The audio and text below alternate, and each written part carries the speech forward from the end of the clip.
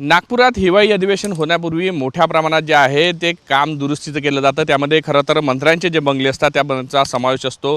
नागपुरातील रविभवन परिसरामध्ये कॅबिनेट दर्जाचे मंत्री असतात, त्यांच्यासाठी खरं तर हे सगळे बंगले आणि आता हा जो 9 नंबरचा जो बंगला आहे तो विधानसभा अध्यक्षांसाठी तयार होत असल्याचं बोललं जात आहे। यासोबत इतरही बंगले आहे, म्हणजे विधान परिषदेचे सभापती असो किंवा इतर मंत्री महोदय असो, या सगळ्यांचे बंगल्यांचं सध्या देखभाल दुरुस्तीचं काम चालू आहे। आणि कंत्राटदार संघटनांना मागील वर्षी जे होते 125 कोटी रुपये अजून मिळाले नसल्यामुळे त्यांनी बहिष्कार टाकण्याचा जो आहे तो इशारा दिलेला आहे। आपण पाहू शकतो खरं तर हा 9 नंबरचा बंगला आहे तो आता पाहू शकतो कशा पद्धतीने त्यातलं पूर्ण फर्निचर असो ते सगळं बाहेर काढण्यात आलं आहे। यासोबत अंदरून जो छत आहे पूर्णतः तोडफोड केली आहे आणि नव्या पद्धतीचं छत बनवलं जाणार आहे। त्यासाठी लोखंडी साहित्याचा वापर सुद्धा केला जाणार आहे। कोट्यवधी रुपयाचा खरं तर या सगळ्या बंगल्यांवर खर्च होणार आहे। त्यामुळे हाच नाही तर यासोबत इतरही बंगले आहे ज्या मंत्री त्याच्यात राहत असतात त्यांच्यासाठी कोट्यवधी रुपयाचा खर्च केला जाणार असल्याची माहिती जी आहे ती समोर येते। या सूत्रांकडून सांगितलं जातं का विधानसभा अध्यक्षांसाठी यासोबतच आणखी काही मंत्री आहेत त्यांनी आपापल्या बंगल्यांसाठी हे सगळे केलं आणि यात कोट्यवधी रुपये खर्च होत असताना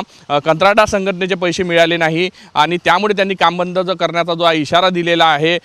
एकंदर एकीकडे अशी परिस्थिती असताना शेतकऱ्यांची अशी परिस्थिती कोट्यवधी रुपये जर बंगल्याला खरं तर या अधिवेशन काळामध्ये जर सोडले तर 15-20 दिवसाच्या व्यतिरिक्त हे बंगले जे आहे इतर वेळेस खाली राहतात, फक्त येणाऱ्या जाण्यासाठी काही वेळापुरते फक्त हे खुले होतात। त्यामुळे वर्षातून एकदा होत असताना अशा बंगल्यांवर कोट्यवधी रुपयाचा खर्च केला जातो, त्यावर संताप जो आहे तो व्यक्त केला जात आहे। राजू शेट्टी यांनी सुद्धा या सगळ्या संदर्भात जो आहे संताप व्यक्त केला जात आहे। शेतकरी आंदोलन एकीकडे करावं लागत आहे कर्जमाफीसाठी, दुसरीकडे कोट्यवधी रुपयाचे खर्च जो आहे ते बंगल्यांच्या देखभाल दुरुस्तीसाठी केला जात आहे, त्याच्यावर आक्षेप नोंदवण्यात आलेला आहे। व्हिडिओ जर्नलिस्ट सौरभ बोलेसह पराग डोबळे, साम टीव्ही न्यूज, नागपूर।